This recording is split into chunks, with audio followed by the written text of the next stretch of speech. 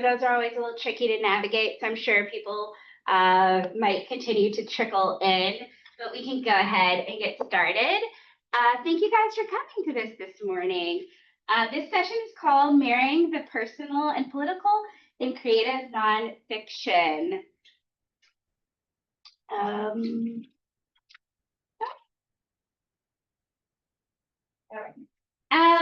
So we're going to do, this is just a little outline of what we're going to talk about this morning. We'll go over some introductions. I'll give a little bit of context and history for what we're talking about, go over a few examples and talk about the impact. And then we will do a short writing exercise. And if we have time, a short discussion. Oh, that went all the way to the end. Okay. All right, there we go. So about me, I am a writer and advocate based in Huntsville.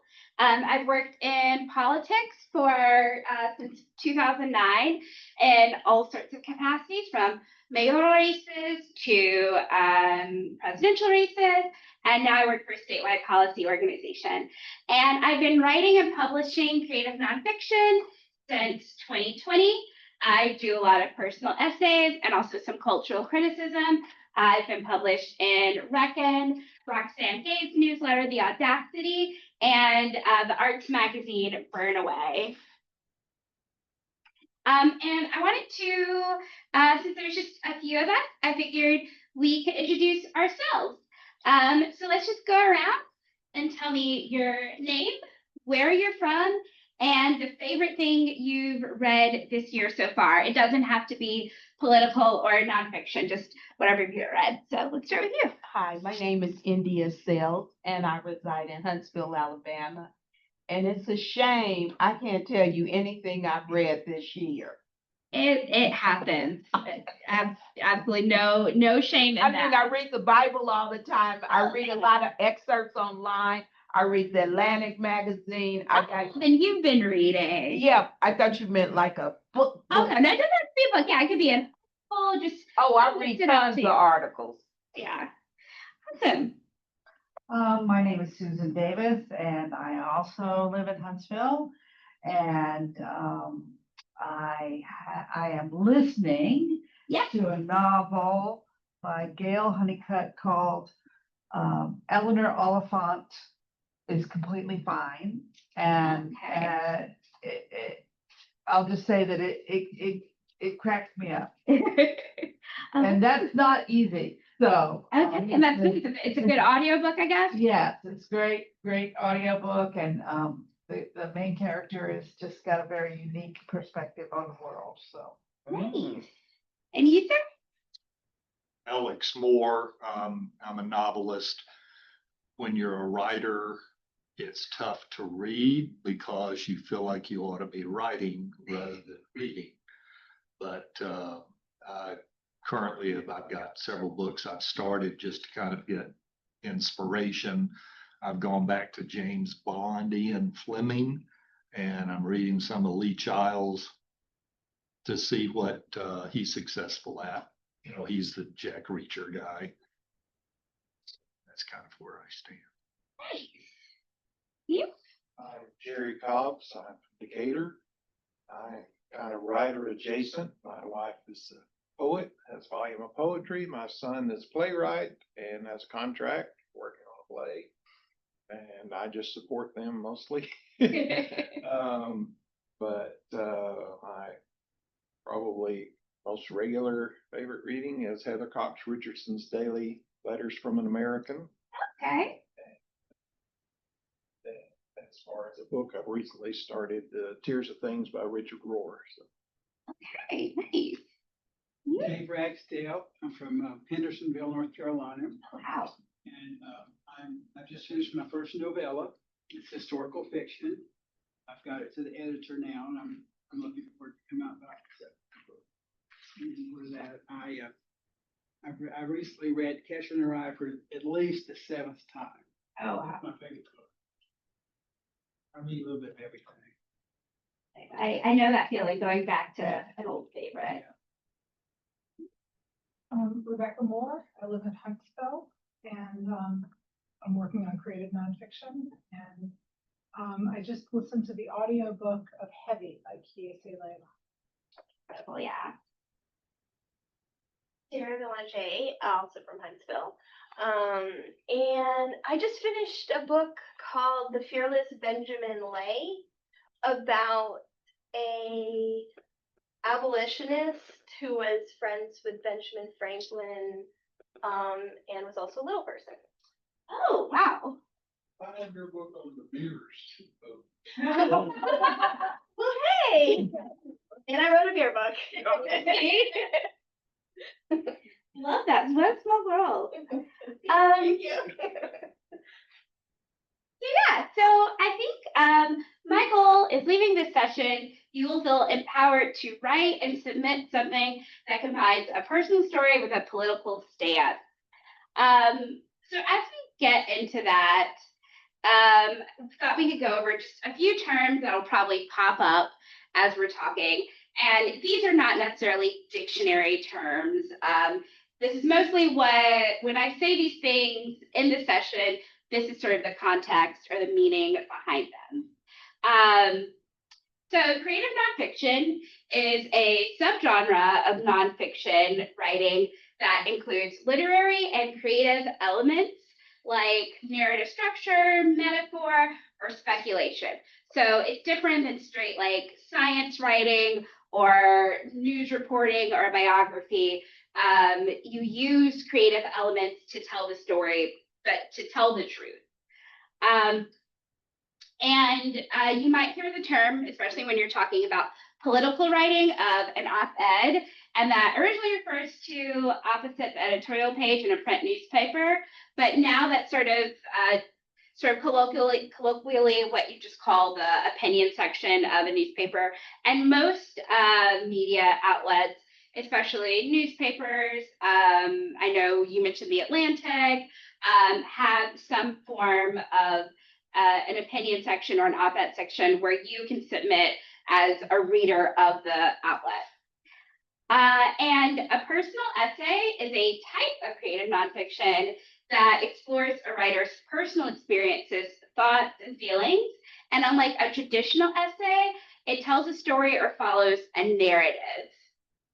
And has anyone ever heard the term "the personal is political"?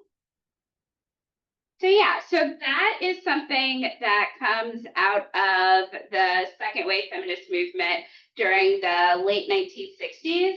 And it highlights the connection of an individual's personal life with a larger political movement. When you think back to this time where there were liberation movements for women or people of color, a lot of times their concerns were initially dismissed as, okay, but that's really like a personal thing, or that's what's happening in your house. What does that have to do with politics? And so this was sort of a framework to rethink that and really think of what's affecting me personally is also usually tied to a larger political situation. And so when we are talking about, when I'm talking about political, when I'm using that term today, I'm basically sort of limiting it to relate to a specific policy issue, social movement, or theory. So, it should tie back to like a law or a movement that's happening. Maybe it's feminism or racial justice or reproductive justice, or a specific political theory, just to sort of keep us tethered to something. And political writing is the definition I'm using today, is writing, fiction or nonfiction, that informs or educates for a specific policy outcome. And so we're going to go over some examples, and I have a document that lists all my sources and collects a few different links that I will have a QR code at the end. And you can also sign up to get it emailed to you. So there's this quote, there's something akin to freedom in having a lover who has no control over you except that which he gains by kindness and attachment. And what does this remind you of, or what can you imagine the context behind this quote being? Romance or like Jane Austen or Yeah, Jane Austen or even like Carrie Bradshaw Mhm. from like Sex and the City. It sounds like a young woman thinking about love and what she wants. But this actually comes from the book Incidents in the Life of a Slave Girl, which was a slave narrative written by Harriet Jacobs. Come on in. No problem. We are just sort of diving in. And I'm sharing a quote from Incidents Life of a Slave Girl, which is a slave narrative written by Harriet Jacobs, who was a woman that was enslaved in, I believe it was South Carolina.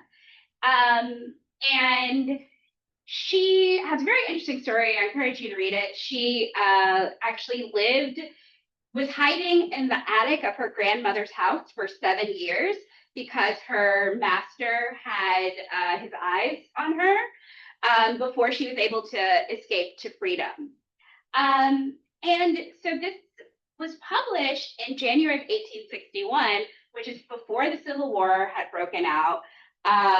She had to use an alias and sort of, hide some identifying qualities because she was still technically on the run.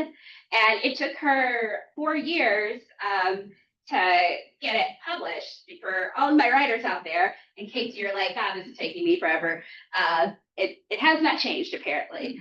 But so I think this is a really interesting example of the political context changing the meaning of something, of what could sound like a young woman just thinking about what she wants in a lover. When she's talking about freedom, she's literally talking about her legal freedom to be a human being. And when we think about the slave narratives, think about, Frederick Douglass as well. These are not only some of the first, stories of Black Americans, they're also some of the first stories just of Americans and sort of what it means to be American. And Toni Morrison wrote this in an essay that I really think is a great encapsulation of what we're talking about when we're talking about this personal political writing. Whatever the style and circumstances of these narratives, they were written to say principally two things. One, this is my historical life, my singular special example that is personal but also represents the race. Two, I write this text to persuade other people, you, the reader who is probably not Black, that we are human beings worthy of God's grace and the immediate abandonment of slavery. With these two missions in mind, the narratives were clearly pointed. So they are these personal stories. I mean, very personal. She's talking about living in her grandmother's attic for 7 years and, having to be away from her family and hide. But they're also like pushing for a social change, which was the end of slavery. And I think in this case, a lot of these narratives ended up helping to push for abolition.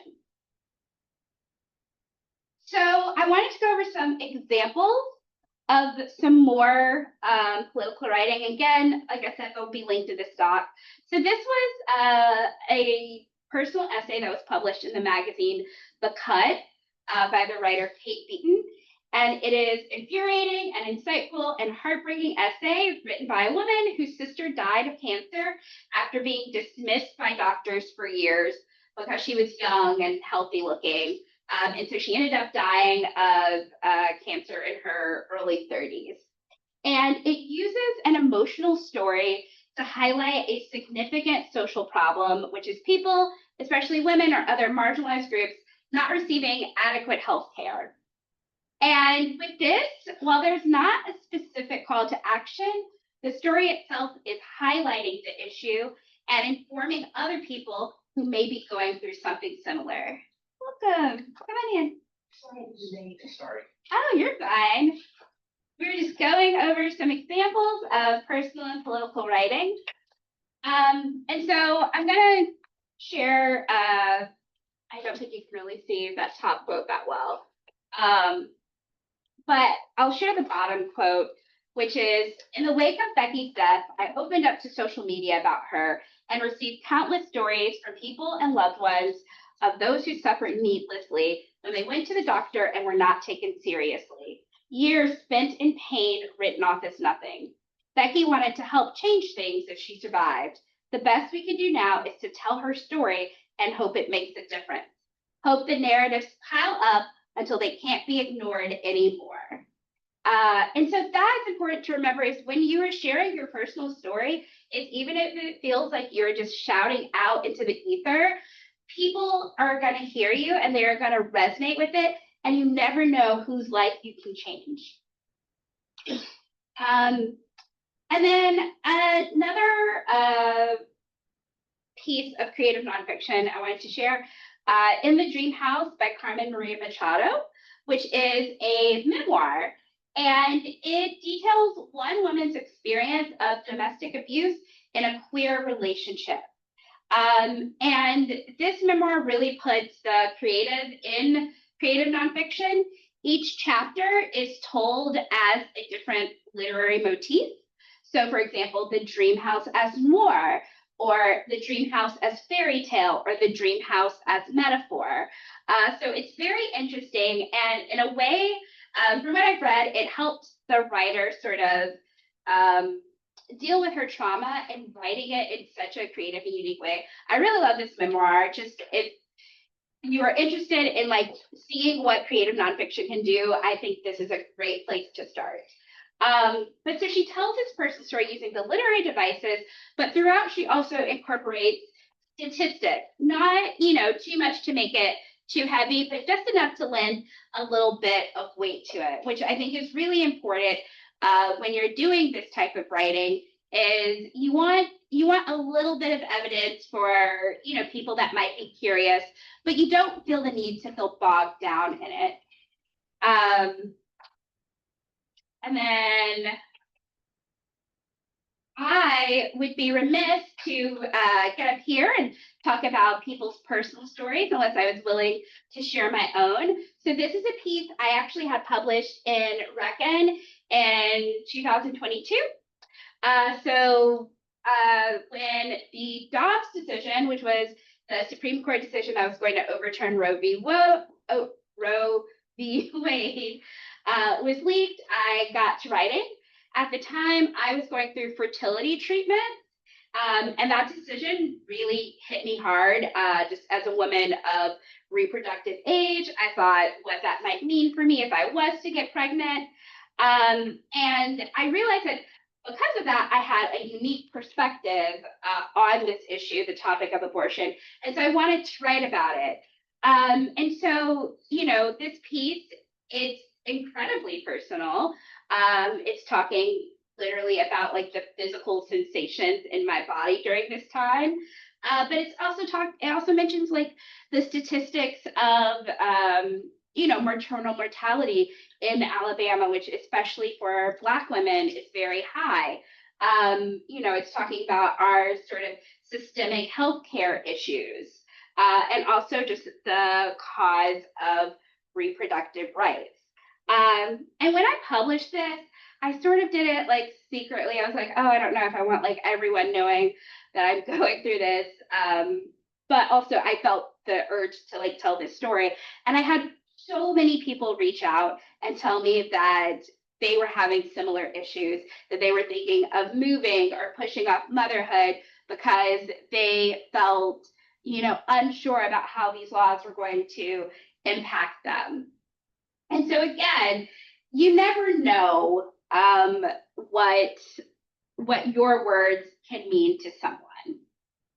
And when we're talking about, in general, art and politics, not just in writing, it can feel a little, like I said, just sort of shouting into the void. But art matters to politics, and have a few examples of that. Has anyone ever seen this picture before? The famous trumpet player Louis Armstrong and his wife in front of the Sphinx in Egypt. Beautiful, powerful. And so this picture came about in the early 1960s. Louis Armstrong and his wife went on a trip hosted by the U.S. State Department to Africa, where they were visiting these countries that had recently or were going through independent struggles from colonial regimes. And this was sort of a goodwill, partnership, like, look how great Black people have it in the US, and like we can work together on your developing countries. But what he didn't know at the time, which was several of these events were actually led and hosted by the CIA, who had intelligence officers placed in the group who then got access to valuable information while on these trips. And then you may have seen these movies, Marvel movies, or the classic Top Gun. And this is a quote from an article that I will have linked later. At least 6 Marvel movies were made with express approval and support of the US military. The deal is that Marvel gets to use real military hardware, film on military bases, and hire real soldiers as extras, while the Department of Defense gets to approve the final script of the film. And then, has anyone ever heard of the Iowa Writers Workshop? So it is probably the most prestigious graduate school for writers in the U.S. It was established in 1936. Philip Roth, Flannery O'Connor, Yagyasi, who has connections to Huntsville, all graduated from there. Tons of Pulitzer and Booker winners came from there as well. And also during the 1960s, the CIA was helping to fund the workshop, as well as other literary magazines, all in the name of fighting communism.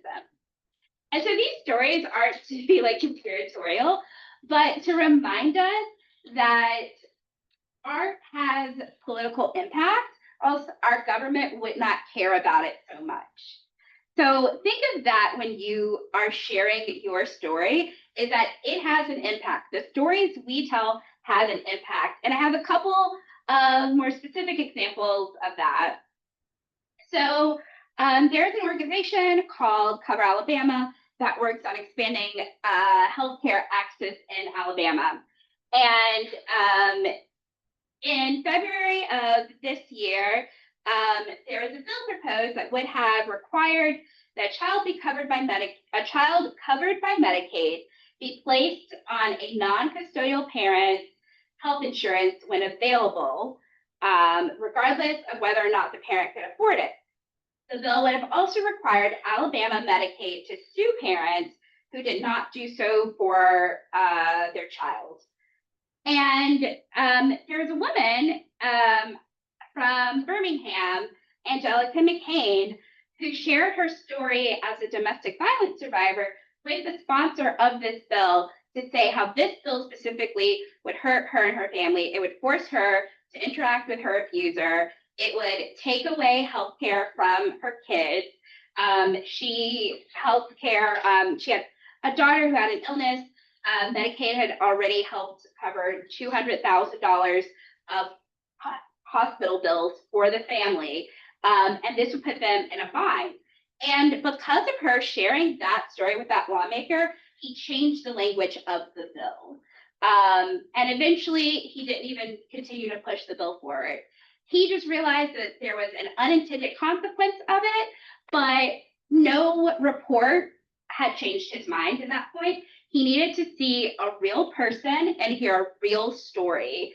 And that is what our stories can do. When we shape them, when we think about how they connect to larger political movements. We also have Leslie Joel Patterson, who works with defendants who are facing the death penalty in Texas, and she does what's called narrative defense, where she collects a personal history of the defendant going back 3 generations in their family and uses this as part of their defense. And so her quote is, "My case narrative simply explains cause and effect, the road that led the defendant to murder. So it's not excusing anything, it's just adding that context. It's just letting us see that this is a real person and how does this happen to a real person. So again, storytelling, even if it's not directly an op-ed or getting your book at the top of the New York Times, has direct and powerful impact.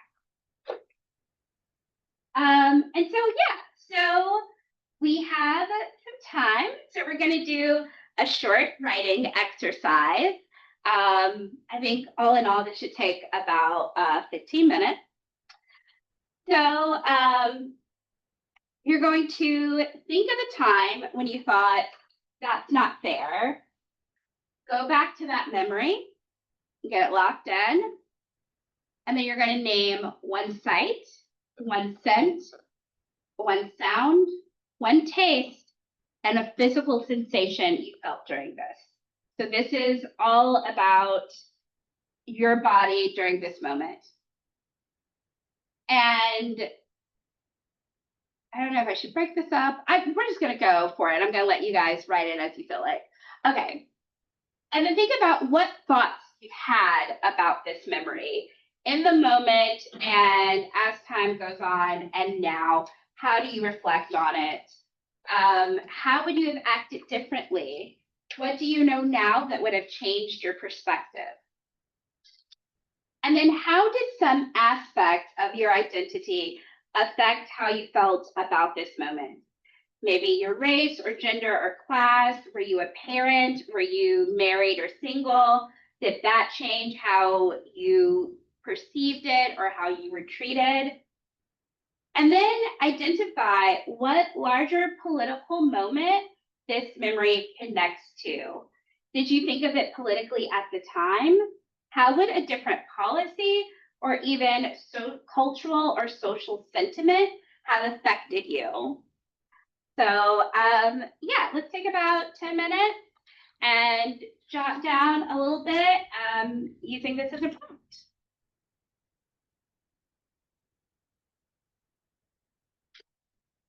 Apologize, I'm in the right place. I'm supposed to introduce you, so I was supposed to introduce her, so I'm assuming you introduced yourself. Actually, yeah, there's a whole slide for it, so. And as everything worked, I was supposed to make sure all your equipment, I see that you figured it out. No worries. apologize. Roxane came in and one of the IT guys helped me get like the Wi-Fi and stuff.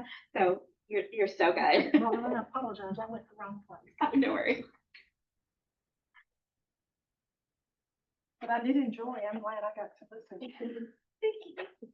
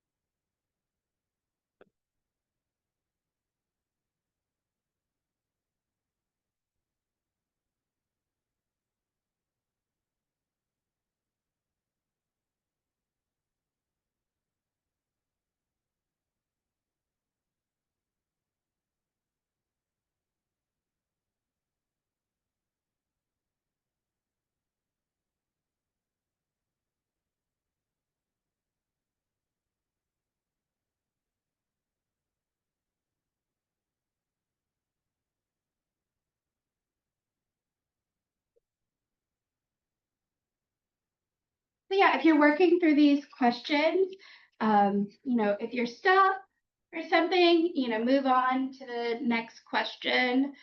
Just sort of write where your heart is taking you.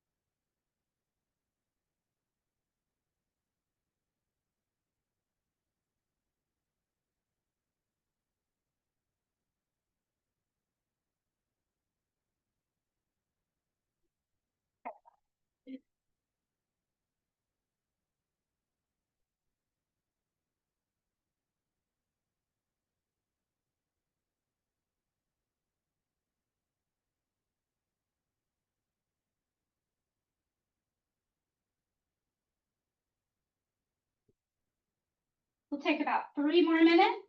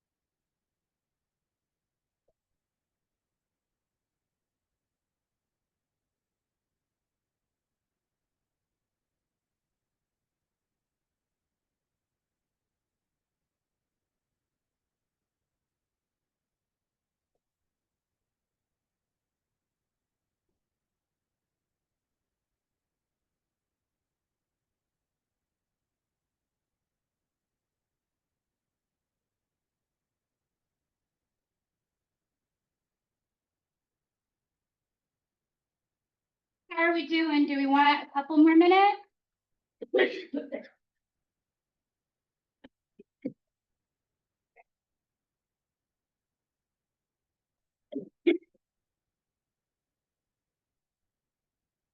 Yeah, we can go ahead and wrap up. And so, of course, I'm going to ask, would someone like to share what they wrote? You don't have to share the whole thing, maybe just a couple of paragraphs. Yes. My memory was, I remember the first time I recognized the voter suppression of many Americans. I was visiting a loved one in a rest home when I met an elderly woman who overheard a political conversation. She spoke sadly of her inability to vote. The reason she could not vote was because she had no opportunity to access a current North Carolina driver's license or ID card. She had no family and few friends to help her to be able to exercise her constitutional right to vote. My emotions in this went from sadness to anger. She was in her early 90s and she was probably a productive citizen, but now opportunities were limited. Her opportunities were limited. This is a form of voter suppression, just like gerrymandering, cleaning out voter files, etc. It made me angry and sad. Wow, that's great. That's a really powerful story. And yeah, that's something I would have never thought of, is that if you are too old to drive and you don't have a driver's license, now you can't vote. But you still have, the wherewithal to vote. Wow, that's really powerful. Thank you. Anyone else like to share? I was working as a manager of a hobby store a couple years back, and I gave everything I had to this job. I was successful. I did it well, but the owner was very mentally and emotionally abusive towards me. And it culminated to the point where he threatened my job, threatened to fire me, but he wasn't serious about it. He told me he was going to fire me when I got up to leave. He was like, think about what you're doing. And that moment told me that he didn't want to fire me. He just wanted to take control over me. And I look back on that moment, thinking back that what I could have done differently, because it was the first time in my life I ever experienced trauma paralysis, because I had been beaten down over 3 years that I had no defenses left. So when he came at me, I just froze up. And being a Marine, that's not something that's common for me. I'm used to taking punches, but it was taking hits from somebody that I respected and I saw as a friend, and realizing in that moment he was never my friend. And looking back, I realized what I could have done differently was just get up and leave instantly in that moment, spare myself from that pain. But it was that loyalty that kept me there. And I connected to larger political mindset of this corporate mentality of feeding on the weak so we can have more of everything. And that's his mentality, is he took from everyone else around him to gain more for himself while trying to present himself as the hero to everyone. That's really powerful. And I can feel like the freezing up, the tensing when you describe that. Like, yeah, that's really significant. I think that's something a lot of people could relate to, no matter what career you've been in, where put in this time, you're loyal to someone, you expect you're going to get treated with respect back, and it doesn't happen. I think that's something a lot of people can relate to. Does anyone else want to share? My oldest son was born with physical and intellectual disabilities in 1986. And in 1988, I changed jobs and he was excluded from our insurance coverage. This was pre-ACA. And so I had to fight with my employer that I depended on, my livelihood, to try to get him coverage. And it was physically frustrating. Eventually I got a better job and we also got him onto Medicaid, but it opened my eyes to not only my situation, but what other people face. And I remember when the ACA eventually passed, the relief was physical, just a physical weight off of me that not only my son, but others would not have to go through that battle. but now I watch these rights under attack again. And the feelings come right back. When I read them, I am literally back in that office trying to argue with my boss, my employer, about care for my son. And I'm just, when I read other people's stories, even though my family is in a good place now, things are secure, they're all grown, but I'm still, all I have to do is read those stories and see what's going on. And I am just back there in that chair with a 2-year-old disabilities trying to make sure he's taken care of. Wow. Thank you for sharing that. Yeah, that's powerful. And yeah, that's one of those things where your history with that, it's, something a lot of younger people, don't know that before the ACA, you just could get dropped from your insurance or your parents' insurance. And so, yeah, that's important context of like, what is coming or what that feels like. And yeah, I can sense like the physical relief you're talking about, and imagining like being with a baby, like how hard that would be. That's very powerful. Thank you for sharing. Thank you all for sharing. Anyone else want to share? Yes. A little different. It has happened again. My older sister has announced to the world, our shared Facebook world, her displeasure with me. A little passive aggressive much she has posted. This in response to my changing my picture to one of me and my cat, Jasper. In the photo, I hold him in front of my face, and I can feel his hairs prickling my nostrils. His clear blue eyes stare out at the camera. Back in the present, scrolling through my feed, I can feel the bile rising in my throat. I let myself get sucked in again to that old debate. I've let people, those in power in particular, use me in their efforts to re-engineer our culture. I am childless, yes. A little crazy, perhaps. Cat lady, for sure. Though I hold to my husband's dictate, no more pets than people in our household. Powerful? Maybe. Just owning it, I write in response. Wow, I love that. Yeah, I could feel the softness of your cat, and I love the insight into your husband's rule about no more pets than people. Like, yes, I felt sucked into that world. Like, that's really great. Awesome. Thank you guys so much for sharing your stories and for feeling generative and creative right now. I know especially in a room full of strangers, that could be difficult. But, really, I think especially like that first part about thinking about the physical sensations when you're writing this kind of stuff can be really helpful. Especially when you have sort of like a lot of ideas circling around, being able to ground yourself in the physical can be really helpful, and it grounds your readers as well.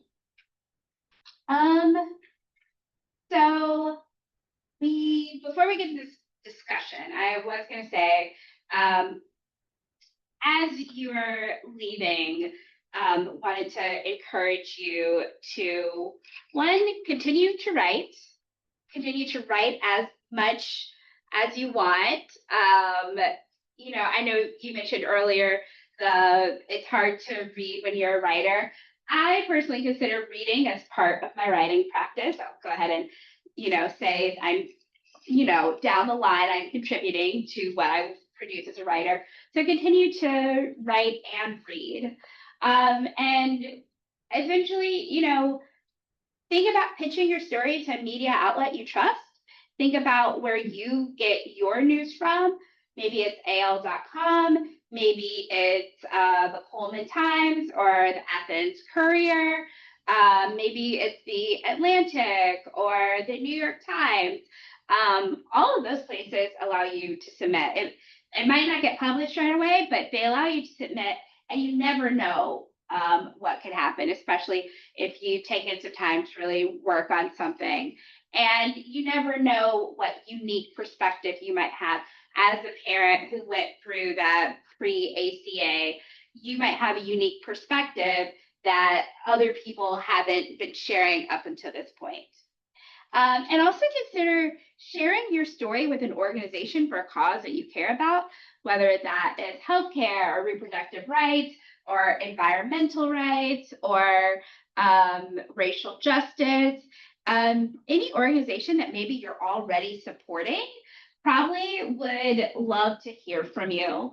A lot of organizations, I've been working in nonprofits for years, use those stories for media outreach, for talking to funders, and like I talked about earlier, talking to lawmakers. Your actual story can help influence lawmakers, especially at more local levels. So, you know, within your city or county or state. Because in my experience, the people that make our laws, they're just people. They're just regular folks that sort of like get an idea and it's like, oh yeah, this is probably a good idea, and maybe don't know all the ins and outs of how it's going to affect everyone. And that is up to us as people that care about these things to let them know, like, hey, I get it, this is a good idea, but it's actually probably going to screw me over a little bit, and they may not have realized that. So yeah, we have a couple of minutes left, and I'm going to open up to discussion and also questions. So you can just ask questions, or we could talk about some more questions or some more, you know, prompts. I have, what is your favorite piece of personal writing that features politics? What is a piece of art that changed your mind about something? Or what would you like to see your writing accomplish? Mm-hmm. I love that. I love all those questions. But before I say anything, I wanted to just thank you. This really opened my eyes to how you can write out anger and then how that anger may not be such a negative aspect. It mightn't be as negative as you think it is when you attach what politics might be involved in it, patriarchy, trauma, Yeah. emotional patterning, that kind of thing. A piece that I read a while back was about Chanel. I know a lot of people love Chanel, Coco Chanel, perfume, handbags, and I love the visual aspect of fashion. But I read about her life, her political life, her She's a involvement Nazi, with the yeah. Nazis. Yeah. And I hadn't known a lot about that. And just like anything else, you start digging. And the more you dig, the more disappointed you are and the more frustrated you are with yourself. You know, I had to throw out everything, all this perfume. But it really opened my eyes. I thought this person is brave to take a look at Coco Chanel, one of these most, you know, she's so iconic and everyone thinks about her and in terms of fashion, and women emulate her. And, you know, not only that, she was, I hope this doesn't offend anybody. This is a maybe more a religious politic thing, but she was an adulteress, and she stole someone's husband right in front of her face, and that woman was left destitute. And I mean, it just really, really annoyed me to the point where I wanted to find some way to say to people, take that Chanel off, you know. Wow, yeah. Stop selling her in stores. And I can go on and on and on, but I just started digging more into what the House of Chanel is now and how they acknowledge that, if they have any kind of apologies for her espionage and for her, you know, stealing from, it's just crazy. Anyway, I'll back off. No, that's super fascinating. I can say too, that's, I'm gonna go back and look that up. I have Chanel. I have things. So I'm loving that. Thank you. Any other I just questions? read an interesting one about the AI really contributing to global warming and the environmental impact. And I don't think I understood the hardware that goes into AI.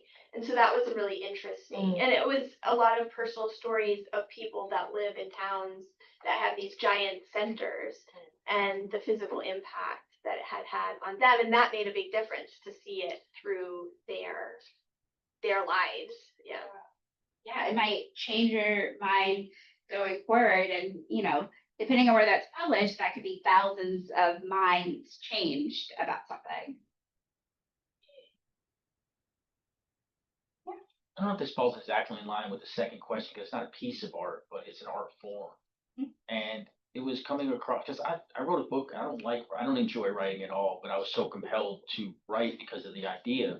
But it was just coming across the understanding that we're at the point now where we're teaching actors how to use real emotions in imaginary circumstances, how to build a real mindset in, for the stage. And the question hit me. It's like, why are we working so much harder to build imaginary people than real people? And it's just taking these tools and techniques to teach non-actors how to use their mind and emotions better. And that's kind of what that art form did for me. And it's like, I don't want to do it, but I'm compelled to now, and I don't know how to turn it off. Yeah, it sounds like you don't need to turn it off. Sounds like you gotta do it. I get it.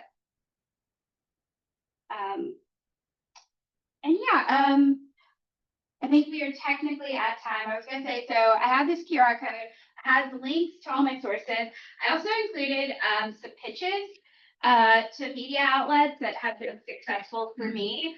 It's literally just a copy of the email I have sent to different outlets, pitching them a story idea. So if you are at that point where you want to start pitching, feel free to look at those. Also have my contact info. Also, you can sign this sign-up sheet right here if you would like to get all of this emailed to you. But yeah, thank you guys so much for showing up. I'll be here for a few more minutes if you want to ask me anything.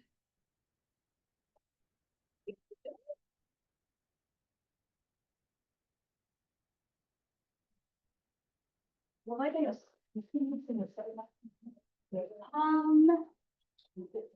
Oh, there's a survey right here.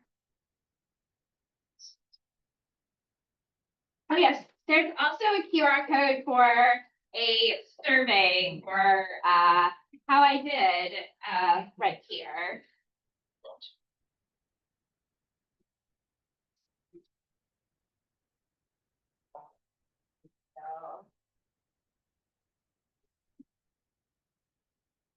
C E B C T B C Enterprises. You need to find out if we're cousins by marriage. Oh, yeah. .com. So I am going to my office to go. Originated in Coco. Alabama. Yes, and That is provoking. there's also, I heard there's a movie, a creative documentary about how she got kicked out of France. They just gave money to her conference. More people came. It's also my website's tbcenterprises.com if you want to, because I have videos. Like I said, I don't know what I'm doing. It's just, I got all this stuff in my head and I have no idea what to do with it. Can't turn it off.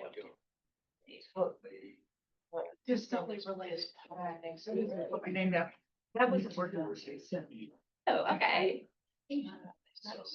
That's a difference. I always ask. And actually, the original family I don't know where. spelling was without the E. It was just in. Oh. Okay.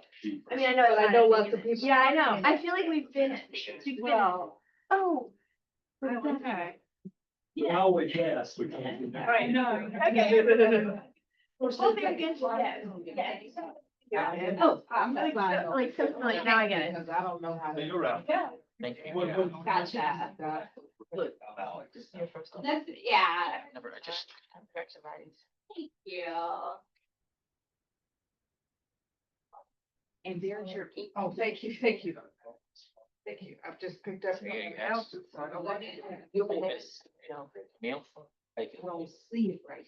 I just want to say hi. We met, I was at your house for a party. Celebrating. Yeah, I was like, Yeah. "Hey, this is familiar." I was like, "How did I see you?" But now I Yeah. remember. That's all right. I look any help I can get, because like I said, I'm kind of lost in what I did. Jared, you know, Between us. sometimes it's as like creative nonfiction and, you know, it can be writing, but really it's any kind of storytelling. Reality and real emotions at where you are at this particular moment. And I could just see a nice production that is really right. Yeah, absolutely. Thank you so much, Camille. I appreciate it. Thank you, it's nice. I'm just glad to help in any way I can. Thank you.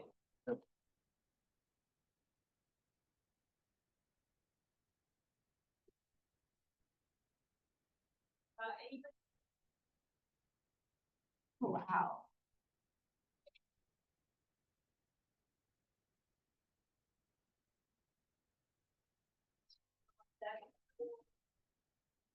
I love a cat with blue eyes. What kind of cat is it? Oh, he's Rose Point Siamese.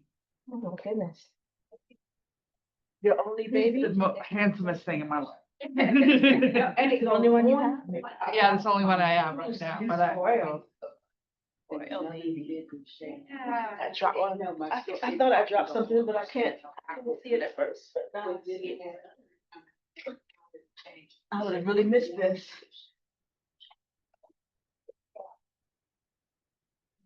Oh, yeah. You do. Oh, thanks for sharing that. News to me. You. No, and so Thank you. I asked the wrong question or I many was so people we clueless. learn more about. Yes. As time, I mean, that's how the way. Oh, did you write down your email? Oh, I got it right.